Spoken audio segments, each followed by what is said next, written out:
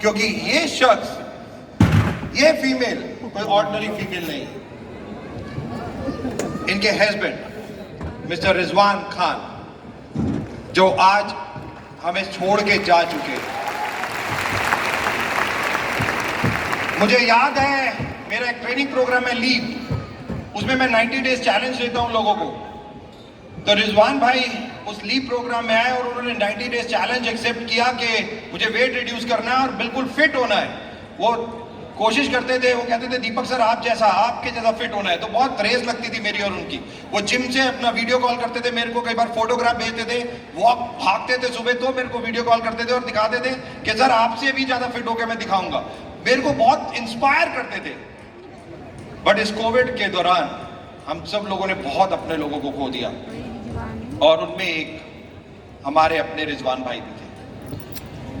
और दोस्तों पूरा शांत कर दिया आज जब वो नहीं है, लोग कहते हैं वेस्टीज क्यों कर।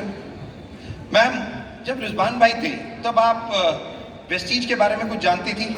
जी सर जानती थी, लेकिन कभी करने नहीं सोची थी।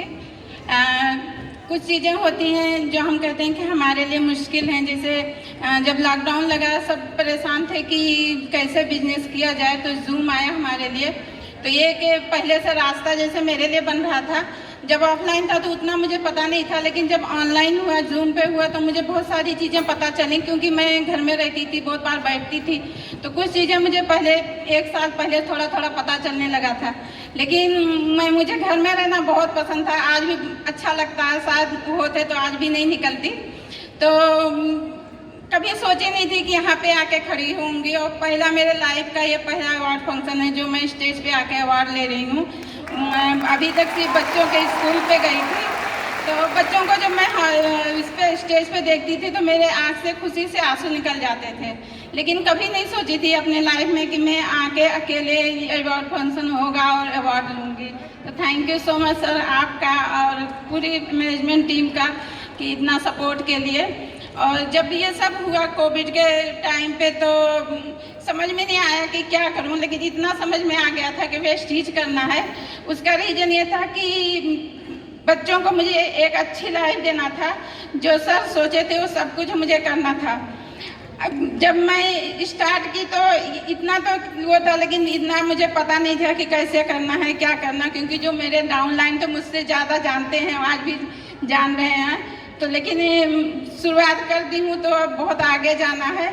और अगर मैं कहीं और, शायद जब मेरी शादी हुई थी तो एक इंजीनियर से हुई थी। मैं नेपाल की हूँ, तो उस टाइम पे नेपाल में नेटवर्क मार्केटिंग किसी को नहीं पता था। जब मैं यहाँ आई तो पता चला कि ये तो नेटवर्कर हैं। लेकिन मुझे कभी भी ये नहीं दुख था कि ये क्या कर रहे हैं, क्योंकि इतने अच्छे नेचर के थे, इतना वो था, विश्वास था कि जो भी करेंगे अच्छा करेंगे। और बहुत अच्छे से सब कुछ चल रहा था, लेकिन बीच में ये हो गया तो बहुत तकलीफ हुई, बहुत मुश्किल आई।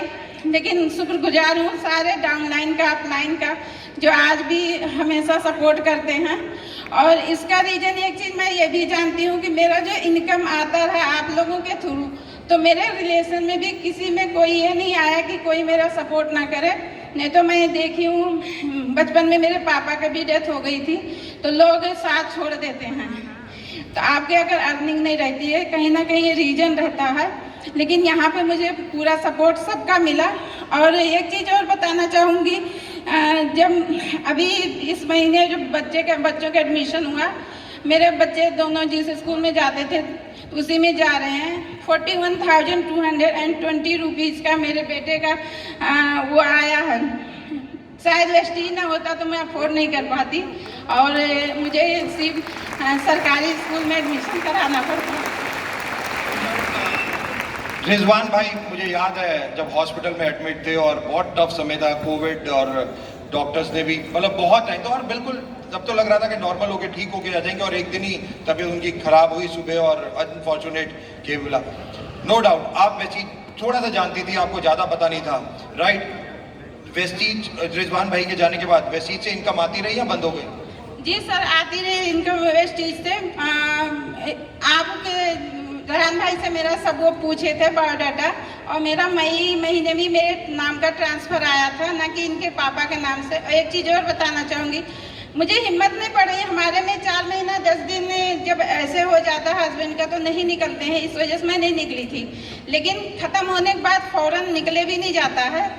तो अक्टूबर महीने का जब चेक आया तो मेरी बेटी नाइला जो आपसे मिली हुई थी तो कहने लगी मम्मी वेस्टीज से वो ना कह के कही कि मम्मी पापा का चेक आया। मुझे बहुत तकलीफ हुई, वो चीज़ मैं सुनना नहीं चाहती थी। बच्चों के दिल में ये नहीं लाना चाहती थी कि अब हम ये लॉस कर गए हैं।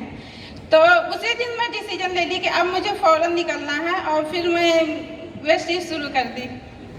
Right, thank you so very much. दोस्तों, मिस्टर रिजवान खान, जैसा आपने सुना, अगर जिस दिन डेथ, एक फैक्ट, रिजवान भाई की जिस दिन डेथ हुई, मैम बता रही है 41,000 रुपीज स्कूल की फीस कहां से देते हैं। और आज बहुत प्राउड मूवमेंट है। उनकी डॉटर जो ऑलरेडी VSS में थी, अब आई हुई ऑलरेडी, जो इस बिजनेस को अब आगे भी लेके जा रही है, और आज उनका बेटा भी इस मंच पे है। तो मैं चाहूंगा एक बार जोरदार तालियां इस फैमिली के लिए, और एक्चुअली में वर्ल्ड को एक चीज बताने के लिए कि वेस्टीज है क्या। और एक्चुअली में आज जनरेशन जो वेस्टीज में आ रही है और पैसिव इनकम जिसकी हम बात करते हैं डायरेक्ट सेलिंग में, आज लाइव एग्जांपल आज हम सब लोगों के लिए सामने है। Thank you so very much. Thank you ma'am. So दोस्तों, आपकी जोरदार तालियों के साथ बुलाना चाहूंगा हमारे next double universal crown director. Come on everybody, जोरदार तालियां।